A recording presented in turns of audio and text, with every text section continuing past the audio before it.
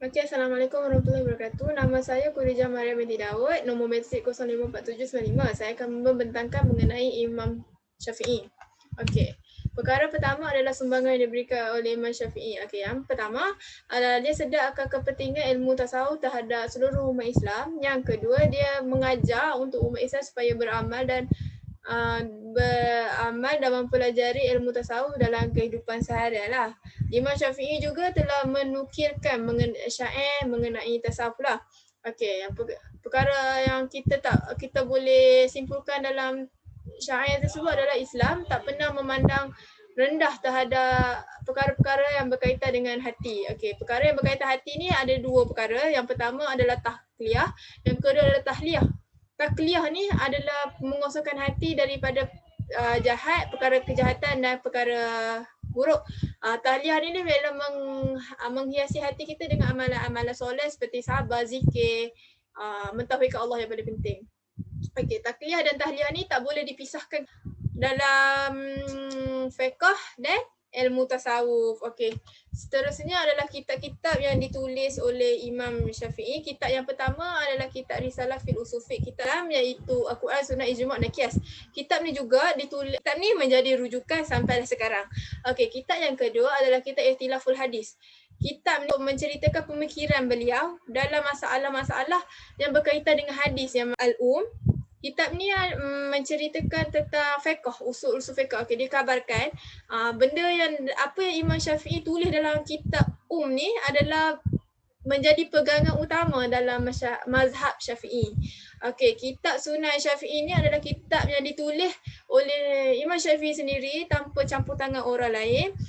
Benda ni tapi kitab ni ada masalah sikit lah. Ada orang kata bukan Imam Syafi'i yang tulis, tapi kajian telah dilakukan oleh Dr. Khalil Ibrahim, dan yang tulis itu memang ditolak lah sebab memang tak ada bukti yang kukuh. Okey, seterusnya adalah pendapat Imam Syafi'i berkaitan dengan ilmu tasawuf.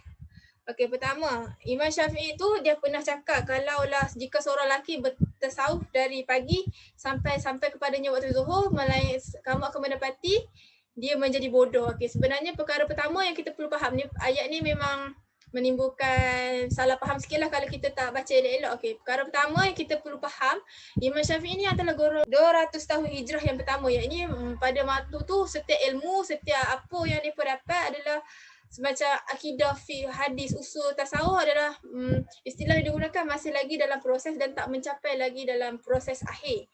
Dalam karangan dalam zaman tu, kalangan salaf lebih dikenali sebagai zuhud dan abid. Tapi sebenarnya konsep dia sama je, zuhud, abid, tasawuf. Sama je sebenarnya, nama je berbeza. Okey. Yang kedua, tujukan kepada golongan yang beranggapan mereka merupakan ahli sufi secara fizikal saja sudah mencapai tahap yang sempurna dalam kehidupan mereka. Untuk golongan itulah. Yang ketiga, kata-kata Imam Syafi'i itu adalah merupakan sindiran kepada belajar tanpa ada ilmu.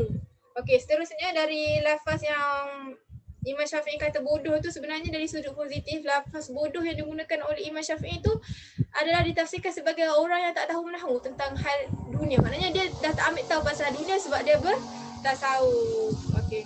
Tapi orang yang bertasawuf tu taklah dipanggil bid'ah seperti macam mana orang sangkaan orang jahil terhadap orang tasawuf. Orang jahil kan cakap orang tasawuf ni bodoh sebab tak ambil tahu pasal dunia. Perlu faham kalau Imam Syafi'i ni dia larang, kalau dia larang kita daripada melakukan tasawuf, mengelirukan lau anna rijalan. Kan? Kenapa dia tak guna perkataan macam jangan dia gunakan perkataan yang tak menimbulkan keliruan, macam tegah janganlah kamu bertasawuf.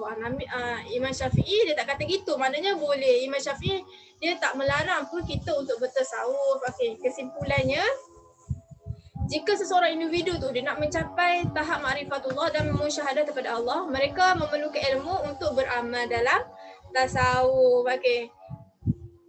Maknanya kalau kita nak bertasawuf tu, kita bukanlah membodoh-bodoh gitu je tasawuf. Maknanya kita mesti ada ilmu.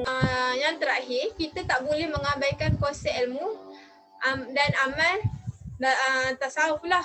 Kerana keduanya adalah merupakan elemen yang penting untuk mencari rahmat dan keredaan Allah dalam hidup kita. Itu saja daripada saya. Sekian, terima kasih.